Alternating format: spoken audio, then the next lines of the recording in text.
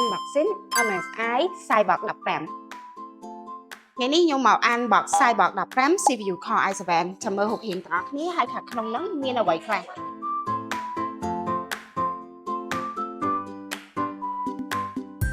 មានកតាបមួយមានប្រអប់មួយទៀតមើលកតាបទាំងអស់គ្នាស្អាតខ្លាំងណាស់បងស្អាតតែម្ដងសម្រាប់ model នេះដែរមាន CPU Core i7 RAM 16GB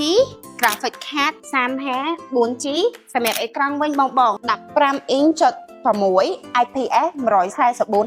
តិសមមែនតើសម្រាប់បងដែលគាត់ត្រូវការ laptop ដែលមាន budget សម្រាប់បំពេញការងារ Office Graphic Design ឬក៏ IT គាត់អាចមើល model នេះបានតម្លៃសមរម្យសម្រាប់ការធានាវិញគឺធានា 2 ឆ្នាំពីខាងក្រុមហ៊ុន MSI តែម្ដងសម្រាប់ MSI Cyborg 15 នេះយើងមាន CPU Core i5 ដូចគ្នា RAM 8GB HD 512 Graphic card 34GB អេក្រង់15 inch 6 IPS 144 Hz តម្លៃវិញសមរម្យមែនតើត្រឹមតែ$649តែប៉ុណ្ណោះសម្រាប់ Cyborg 15 inch នេះដែរក៏យើងមាន spec graphic ដែលខ្ពស់ CPU Core i7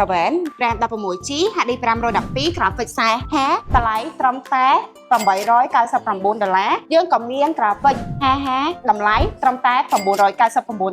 សម្រាប់ការធានាគឺយើងមានការធានា 2 ឆ្នាំដូចគ្នាចាំបងដែលគាត់ចង់បាន laptop សម្រាប់បំពេញការងារ Office ឬក៏ការងារ Design បងអាចអញ្ជើញមក Top Tech Counter នៅផ្លូវកម្ពុជាក្រមឬក៏តាក់ទងតាម Facebook Page Telegram ដែលភ្ជាប់ជាមួយនឹង caption ខាងលើបាយបាយ